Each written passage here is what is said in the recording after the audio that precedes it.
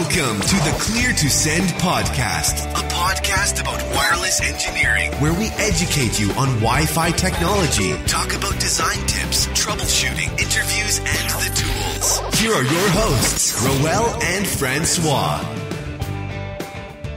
This show is happily sponsored by MetaGeek. Wi-Fi is awesome when it works, but when it doesn't, the problem is usually a mystery. Unless you have Insider Office by MetaGeek. Insider Office quickly scans your wireless environment and recommends ideal channel selection to help you make your Wi-Fi awesome, and keep it that way. Check out the solutions at metageek.com to get started, and get your Wi-Fi working the way you want it to. Hey everybody, welcome to a brand new episode of the Clear to Send podcast. We are on episode number 89, and we're going to talk about Mojo networks that presented at Mobility Field Day 2. Before we get to that, I want to welcome my co-host, Francois Vergis. How are you doing today? Very good. Very good. Thank you, Roel. Hi, everyone. Yeah, it's good to have you back on and talking about Wi-Fi again. This time, we will be talking about some news because we haven't done that in a while, so we want to bring some people up to speed on what's been happening. You want to kick that off and tell us what info you found across the web that relates to Wi-Fi? Yeah, sure. I was just thinking about that this week. We haven't been doing it this week in wireless in a while. So just trying to gather a few stuff that happens over the past month. So first thing is the Wireless LAN Professional Podcast is a new podcast introduced by Keith Parsons. He used to be doing the weekly, the Wireless LAN Weekly podcast. Mm-hmm. And so he's back with a new podcast episode every week, and it's kind of like a new format. He has a different little sections within the podcast, and he has some people helping him. So people like Eddie Forero, Devin Akin, Matthew, Glenn Gate, they're all helping him to produce content, and so it's you can just search for Wireless LAN Professional Podcast on your favorite podcast app and start listening to them.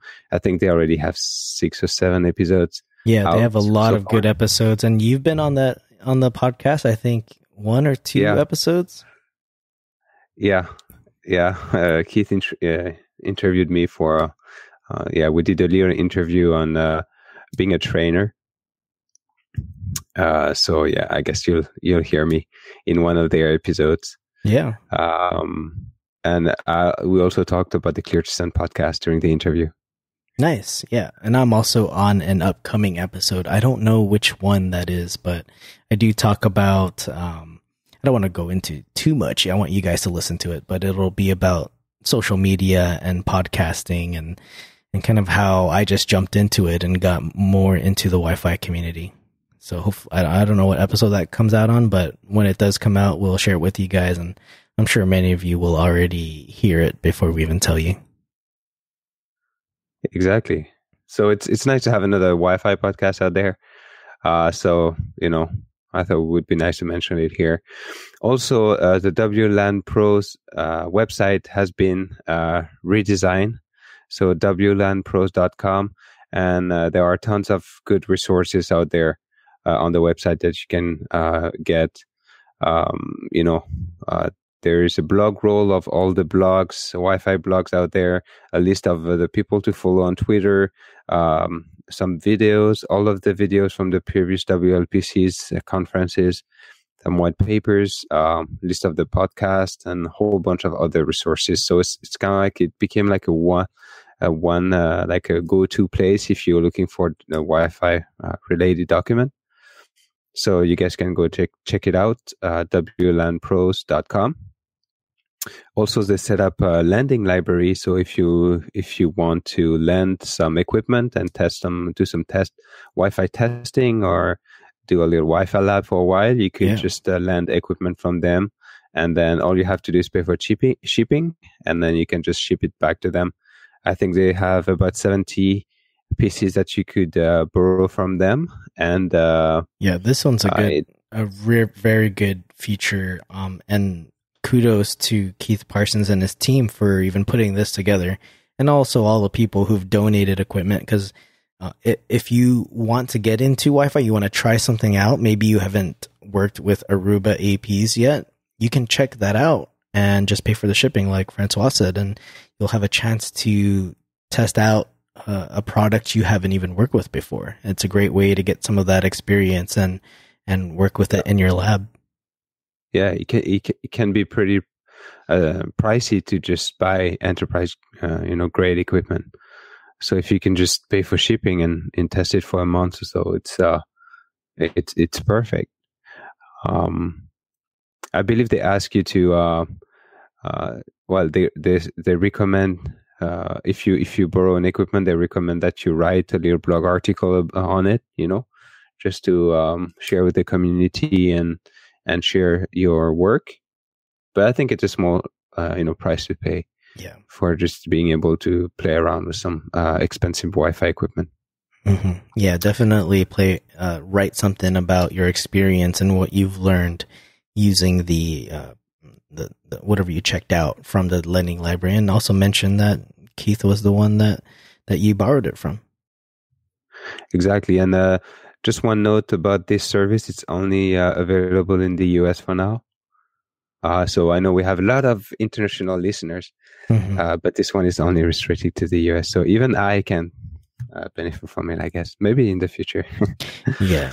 And in one of their podcasts, they go into why it's only in the US for now, but I don't remember which episode that is, but there's a very good reason as to why it's just in the US at the moment. And, hopefully they will open it up to everyone else in the future.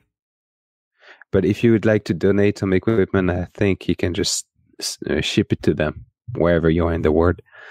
And if you're willing to donate some equipment for other people to test. Next on the list is the Wi-Fi Explorer Pro. The Pro version of Wi-Fi Explorer is out. So for those of you who don't know the Wi-Fi Explorer application, it's a macOS application developed by Adrian Granado. It's amazing.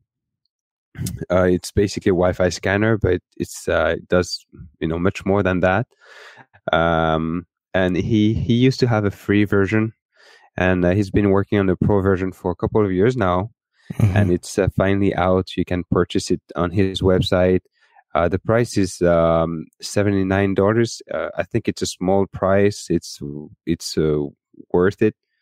It's I would strongly recommend you to buy it if you use a Mac. And he added some new features to the program. So basically, it does Wi-Fi scanning. It would just list all your SSIDs, network settings, and everything. It even display advanced information about what it can find in the beacons and other frames that the program is listening to. It also has support for a spectrum analyzer, so you could connect a DBX and DBX spectrum card, and then have the spectrum in the program. It supports remote sensors, so you could have remote sensors and bring the data back into your Wi-Fi Explorer. And then other new features like enhanced filters, hidden network support, and much more. Yeah. So if you want to check it out, you can go to Adrian's website. So it's adriangranado.com. And then you can just click on the app link, and then Wi-Fi Explorer, and you'll see all the details. Mm-hmm. And I believe what's also cool you can try it for, I don't know if he has a trial version. He does. That's what I was just going to mention, is that there is a 3-day trial that you can take advantage of that and see what the differences are, if it's useful for you to have the standard version or the professional version. And I think even, I don't know if you mentioned the different scan modes with professional, because in the standard version, you can only do an active scan mode. You can also do a active, passive, or directed scan mode on the professional version. I didn't mention it. So what would be the difference? So active, it's the passive will disconnect you off your wireless, right? And you can just do the scan. I haven't tried the directed. I didn't even know that was there, and I see it now in my drop down. But I've been trying to play around with the the remote sensor is what I've been most interested in. And I was trying to tie that into a previous episode that we did with Cape Networks, because Cape Networks will operate as a remote sensor to tie into. So that's another cool feature if that's something that would be useful for you. Also, if you guys attended the WLPC and got the Odroid, the Odroid has a built-in remote sensor for Wi-Fi Explorer. Yeah, there you go. Yeah, there's many tools that you can tie into this. And also if you're a student or you are a staff member at an academic institution, you can get an educational discount as well. There you go. Perfect. So there should be no reason for you to not buy this. Exactly. Yeah. And plus Adrian is I think he put a lot of work into it. And he does, a great job at developing Wi-Fi for us, like Wi-Fi apps for us. Mm-hmm. So I think it's good to support him, so he keeps doing it. For sure. And then the last item on the list would be the CWNP Wi-Fi Trek conference is coming up in a month, I think. Maybe we can in the next couple of episodes, maybe we can talk a little bit more about it. But just to let you guys know that it's coming up soon. Yeah, and I think they're starting to fill out the agenda. So once we get closer, we'll talk about what kind of presentations we'll hear out of this.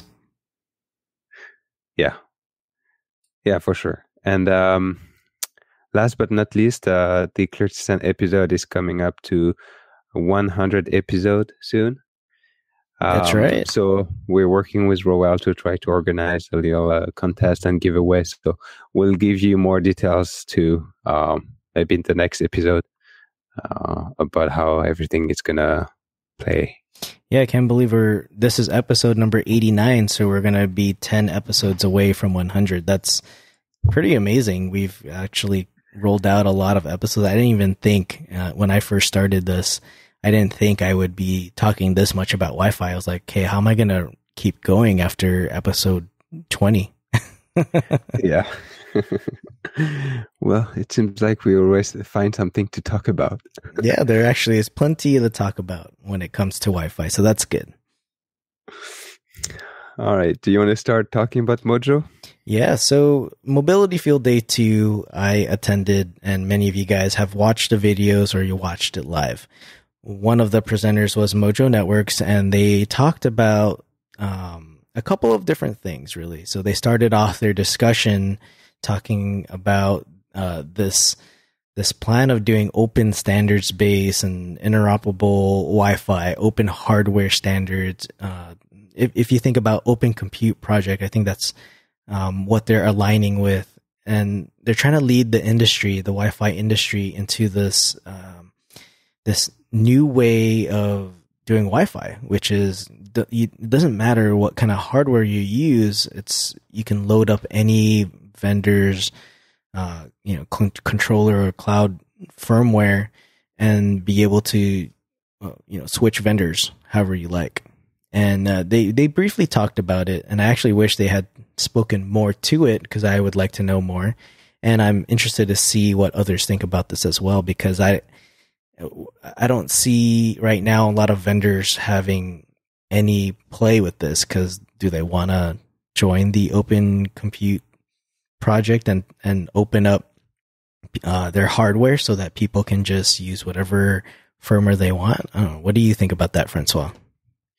Well, it's interesting, right? Because the CEO was the first talking, I believe, and he said that over the past year we've seen the server going down this road, and then the switches are on networking equipment went down that road as well, where you buy the hardware somewhere and you buy the software somewhere else, and then you put everything together. And then he believes that it's going to be the same thing with Wi-Fi. And I think it's interesting. I don't know if the other vendors will play along, and because it doesn't work if only one vendor does it, right? Right. You kind of have to have multiple people engaged into the process. And so, so it really makes a difference for the customer, right? Because the customer is going to go buy the the idea that the customer will go buy an access point for like just for a cheaper access point. You just buy the hardware, and then you'll go to the different vendors and then choose which firmware you want to buy and load on your access point. Yeah, it all comes down to commodity pricing, just like how servers are now. And it's, I don't know. I think a lot of these big companies, if I put on a hat and think like these companies that are trading stock, I think they're gonna lose money, right? It's if you lower the price of your hardware and just rely on the software, I don't think they make as much revenue through the Wi-Fi industry, but everything kind of banks on that software. It has to be good software. But then if you're buying hardware from, let's say, Cisco, but you're running Mojo firmware and you have issues, who do you contact first if you have issues? Is Mojo going to say, no, something's wrong with the Cisco hardware? Or maybe Cisco is going to say, no, something's wrong with the software. Well, I think the CEO was saying, to this point, I think he was saying that because the access point will be, way cheaper, you could just contact Mojo and then they would just ship you another access point. It's not worth the effort to try to fix it or whatever. It would just be cheaper for them to just send you a new access point at the commodity price, like you said. I still don't see access like listening points. to him, it sounds like they have everything sorted out, but it sounds like they're still talking with the Open Compute project to have everything organized, and it seems that they're also trying to get other vendors to bring other vendors in the loop and try to have this momentum, create the momentum. Because I think right now it's only them, right? I've heard them first talk about it at WLPC in February, and now it's August, and it's still only them to my knowledge. Maybe they have other vendors, but I don't. I didn't hear another name come up as far as who else is taking part in this. I can see maybe a lot of different companies wanting this to happen because yes, it drives down the cost of the hardware. And you're relying on the software to really bring in the differentiator there. But does this mean different vendors will have different kinds of hardware? Like you have your open compute hardware and it's very basic radios. Because I still think antenna design and all that matters because that's going to determine the quality of that access point. So we may see that maybe if you want more advanced hardware, you actually have to go get tied down to a vendor like how we do it now. Yeah, I agree too. Sometimes, hardware is very important to be like. I think vendors, they work so that the hardware is very tight into the software, so it's very efficient. Kind of like how Apple does it with their laptops, Mm-hmm. I think So I don't know. We'll see. And also vendors, they make money from selling APs, right? Yeah, of course. I mean, these APs aren't cheap. I don't know. But we'll think I applaud them for taking that first step, right? And to, I think at some point this is going to come because it's already happened to servers and it's happening with switches, although I don't see it happening as quickly yet, but it's definitely happening. So maybe APs are next to go. And also I think that, in the future, software is going to be the most important piece in the industry, right? Yeah. With SDN and all of this stuff. You got SDN, APIs, everything to tie into the software, all these hooks that you have in order to get the data you need. We saw it at Mobility Field there, right? He was mainly talking about software. Yeah, it was all software. There was nothing new hardware-wise. Well, we'll get into that in another episode. There was another vendor that had something a little bit different, but in their hardware. But it was mainly about the software side, the cloud, and how it all relates. Yeah. So talking about cloud, what type of new features did Mojo present? So they have this thing called Mojo Aware, and it's a way to be proactive so you can analyze what's going on and be able to troubleshoot issues much faster. and it takes this approach of the client journey. So a client comes onto your network. How many clients do you have? How many go through association and then authentication? And then is there anything, is there a problem after that? And now I do have an AP from Mojo Networks. I've had this one for a while. It's a C120, and it was compatible with Mojo Aware. So I was able to see that in my dashboard. And one of the things that I had a problem with in the very beginning is I turned up the AP and I forgot I had 802.1x configured on my network. So I put in my username and password, and of course my Radius server isn't responding, or something's wrong, right? It's not connecting. So I was thinking, well, that's perfect because I can just pull up Mojo Aware and see what's happening. And what it did is when I logged in right afterwards, I see my client and it tries to associate, but it fails the authentication. And it clearly stated there that the Radius server failed to respond. And that's true because I don't have my Radius server turned on at the moment. So at least that's a clear indicator of seeing right on Mojo Aware, hey, there's this issue happening on the network. What is that issue and how many people are affected? So if you did have an outage like that, your Radius server's down, you could clearly see that right away. Although something very big like that should stand out. But, you know, these little issues that you see here and there, you should be able to help determine, the Mojo will help you determine what that issue is. So if it's like association or authentication, or maybe it's DHCP seems to be a problem all the time. But so it could be that as well. And have you had a chance to log into Mojo Aware and check that out, Francois? Yeah, I checked it out a little bit and watched the video, the live stream, and I kind of liked it. The first thing it reminded me of was in the Nyansa product, you know, where they get information from the controller and then they're able to tell you, you know, the authentication and everything.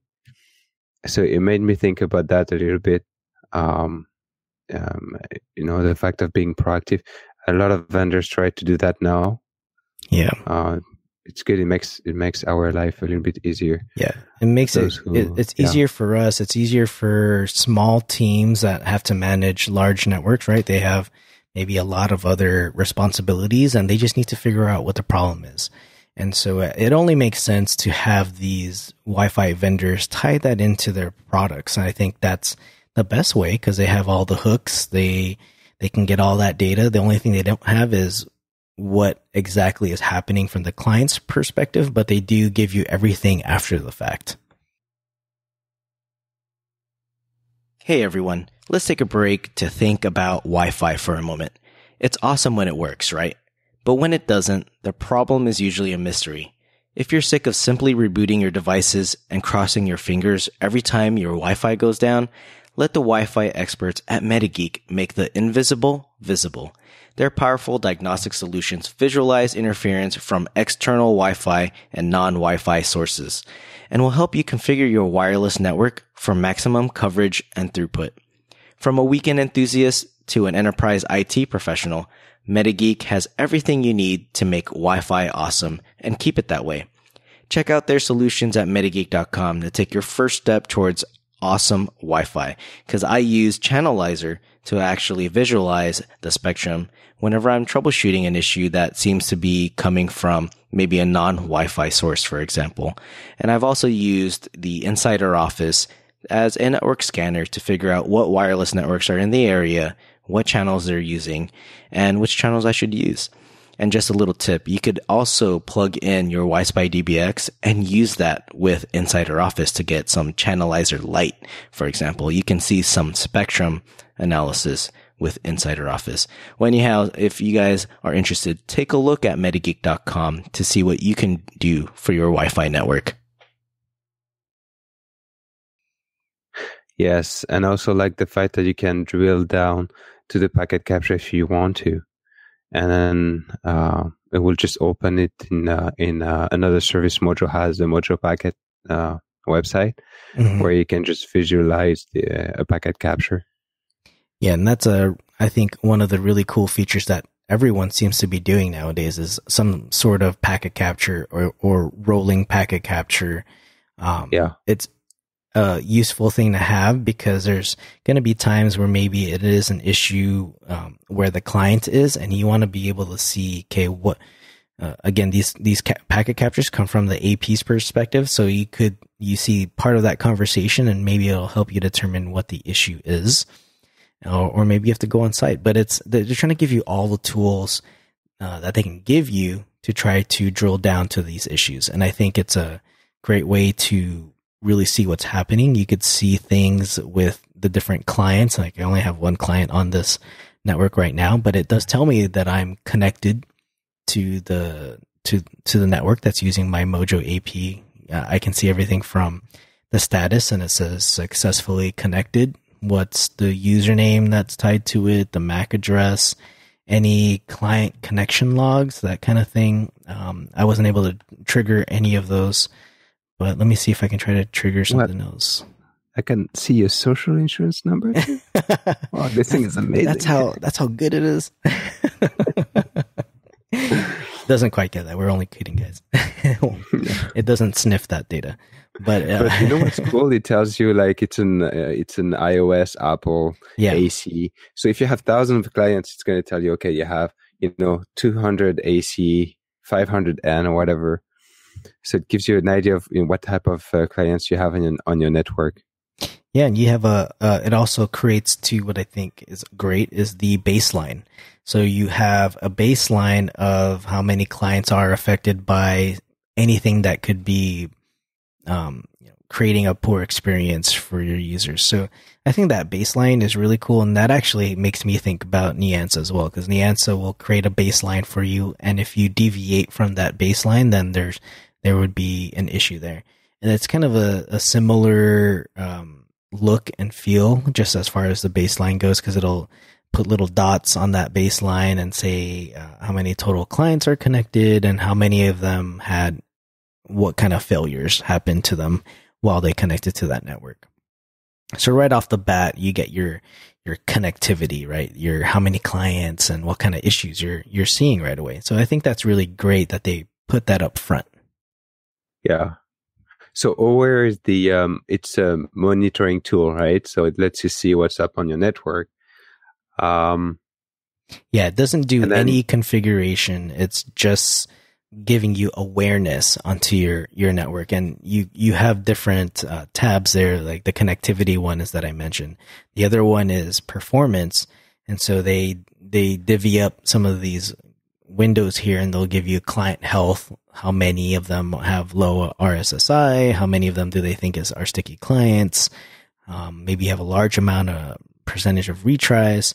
And then it gives you the insight into latencies like AAA latency, DHCP latency, DNS, or any applications you can try to tie into it.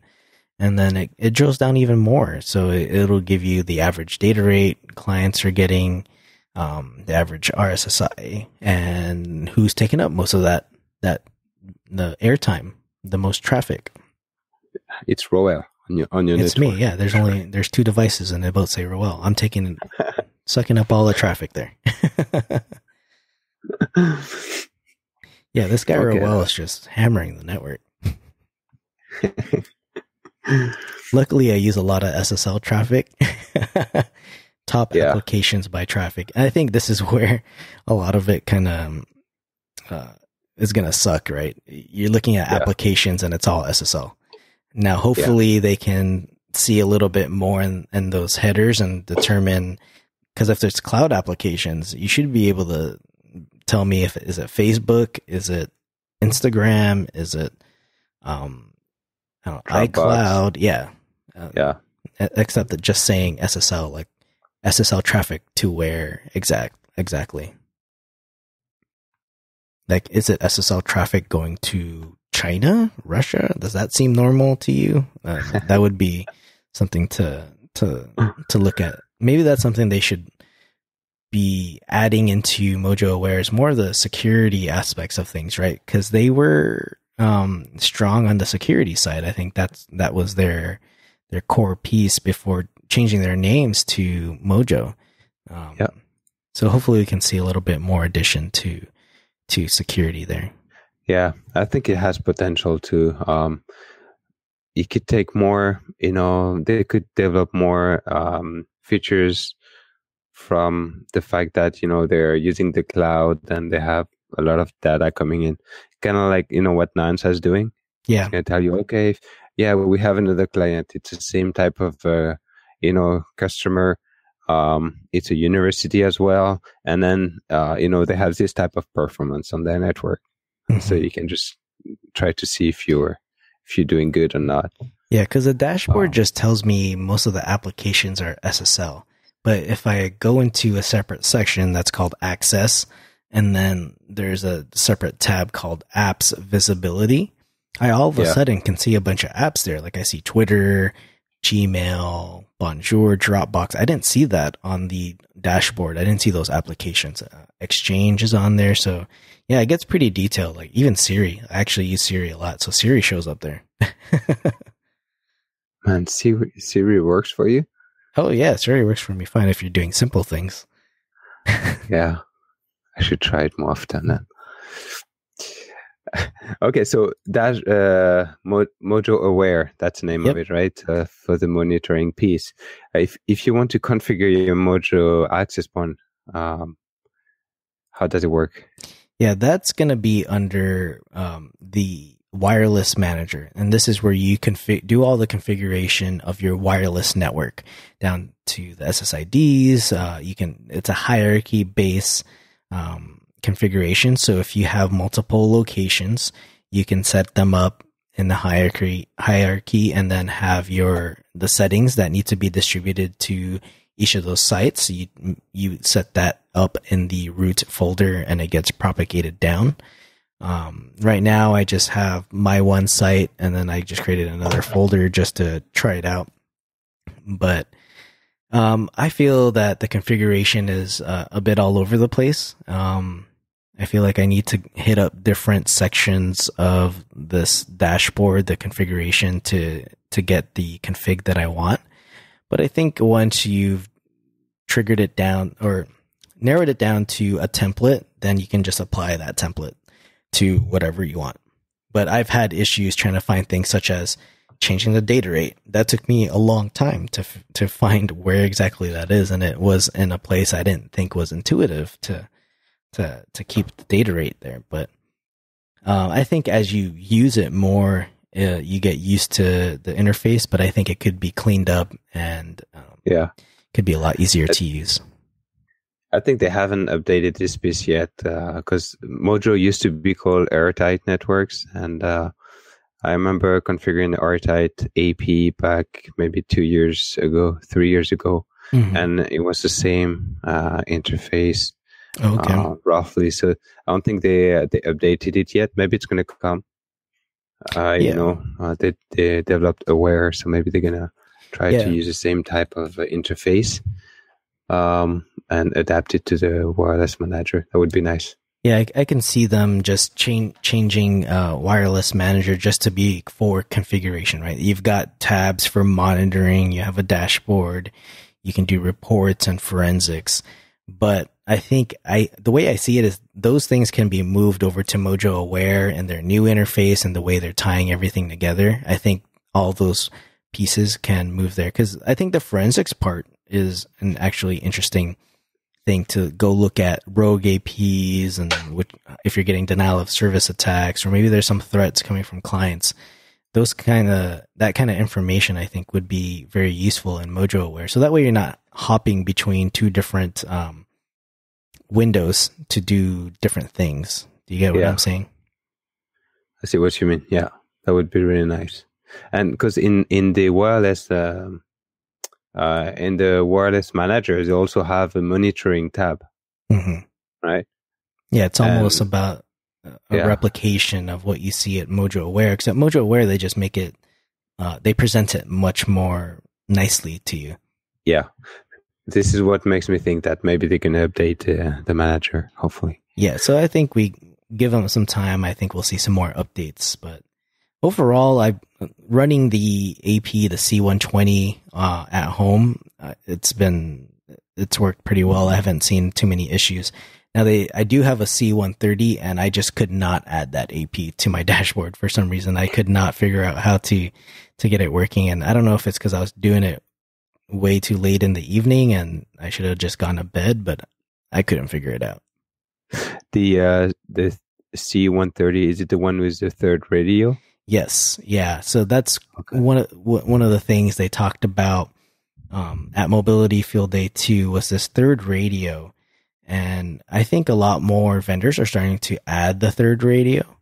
And it's just a way to provide, one, I think, for scanning purposes, scanning the RF, and also for security purposes. So that way you're not taking airtime away, or the radios that are servicing clients, they don't have to go off and scan channels and not serve clients, right? Because that's what they should be doing. And so this third radio will help gather all that data for you and not have to, you don't lose performance. So that way it should be serving your clients, and they're not, I just feel like it's more efficient to just run some of these functions on a third radio. Yeah, I really like this third radio. And I liked how they presented it in the video. So basically, the presenter was just saying, okay, usually if we have this type of issue, we would send a guy, he would just take a packet capture and then analyze it and then come up with the solution and fix the issue. Mm-hmm. And then we would have another guy, RF specialist, that would send, and then he would analyze the RF. And then it's like, now we can put all of these engineers in the third radio and just run test remotely from this third radio. Yeah, it's not something entirely new. There are other vendors doing the same thing, but they did. I think they presented it nicely to us and did some good analogies, because you could run client connection tests. It does the packet captures, over the air packet captures on this third radio. You could schedule different checks using that third radio. It's dedicated for doing scanning much faster, basically.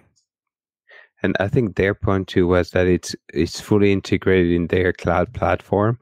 And so if you develop they have their API, and you could develop an app to take advantage of this third radio. And then they did a demonstration with Alexa. Yeah. And they were just asking Alexa to do network checks. Yeah, and cool. I thought that part was really cool. Rather than just taking information, right? You can go ask Alexa, hey, who's taking up the most bandwidth on my wireless network? You can actually tell it to go send a command via API to go run a test using that third radio. But that wasn't the first time I've seen it. If you guys don't remember, there was a special Mobility Field Day where Aruba was launching their new Aruba OS 8, and they also did a similar thing where they did a test using APIs with Alexa, and Alexa would grab that data. But I think what Mojo did, they took a little bit a step further, and were actually running tests through Alexa and using their API. So I thought that was pretty cool. Yeah, and they were saying that they are expecting their partners to come up with, different type of applications to leverage the their API and the cloud. Yeah, I can see them trying to develop a whole marketplace around this, and maybe some people will come up with very useful applications around this with their API and make our jobs a little bit more efficient, make it a little bit more easier, and automate some of these tasks. Or maybe Alexa can just tell us, hey, there's an issue on the wireless network. Here's what I found. I think I've heard them talking, I've heard Mojo or maybe Airtide at the time talking about, developing applications for specific needs and using the Wi-Fi as an input. Or I remember, if I remember correctly, for a bar, they had a guest Wi-Fi, and then they would ask the guest when they connect, what type of music do you like? And then they would have this information feeding their Spotify playlist or whatever. and then so people would just like the guest attending the at the bar would just give their their music preference, and then the Spotify playlist of the bar would just adapt according to the people in the bar. That's pretty cool. Yeah, you should actually talk to Drew Lentz about that, because he's doing that at different places. He will, anyone who joins the wireless network and agrees to allow them to, hey, can I take a look at your playlist? It'll take that, do some algorithms, and then start playing music that relates well with the customer that's there in the store, and they'll have a better experience, right? Because they're now listening to music that they like. It's not some random song, and for some reason it triggers something in your mind that you don't like that song, so you're gonna leave the store. So you should talk to Drew Lentz about Wi-Fi. That. Yeah. It's a little bit more than Wi-Fi, but it relates to Wi-Fi because it needed that client to join the wireless network. Yeah. All right. That was pretty much it with Mojo Networks. I mean, they talked about how the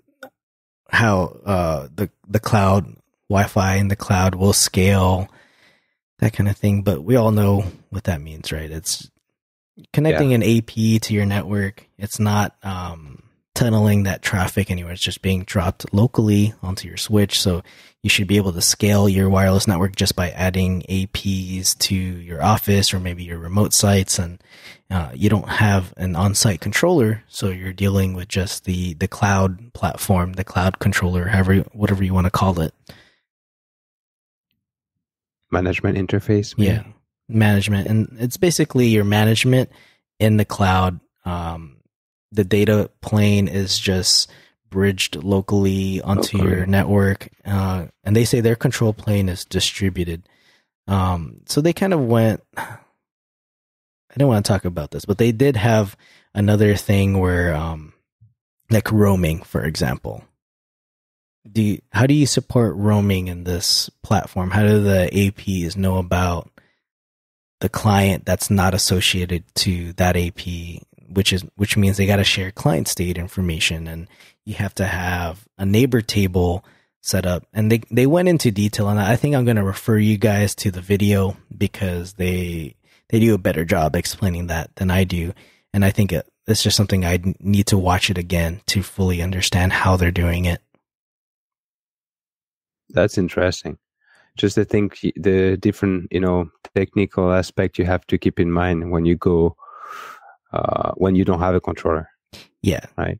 Because I think that's where the scale really comes in, right? If roaming is one of them, because how many APs do you share? How many APs do you need to share this client state info with? How far do you go? And then, as you're walking, is it going to be fast enough to share that information with other neighboring APs, that kind of thing? So as I say, like the control plane is distributed. So whatever that means, I don't know how they're doing it. I'd like them to go into more detail about that and help us understand how their architecture works and whether or not that's good or bad for our environments. This is something that needs to be evaluated. Whereas when you have your controllers on premises there, you can do a lot of testing and see how it actually works in your environment, and you have a lot more fine-grained control there. But when your management's in the cloud and you don't have all those features anywhere on site, I think we're just kind of they basically control everything for you, right? You kind of have to trust that they can do it correctly.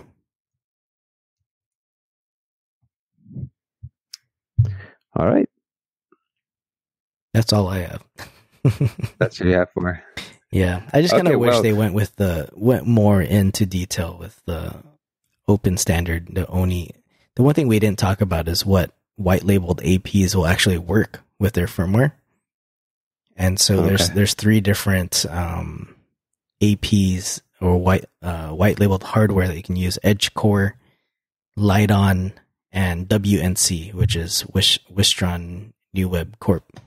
Just so you guys know. well, maybe we can have them on the show to talk more about the Open Compute project. Yeah, definitely. And, maybe an update as to where they're at, where the status is, and how it's moving along, and what kind of roadblocks they're running into. Yeah, that'd be good. Cool. Well, that's all we have for you guys today. If you guys have any questions for us, feel free to reach out to me or Francois on Twitter. You could email us. That I think I haven't shared the email address for Clear to Send. I think info@cleartosend.net. Or we do have a contact form on our website if you want to reach us that way. If you have any topics you guys want to hear about, send it our way, and we'll add it to our list of topics that we try to talk about and bring other guests on to talk about.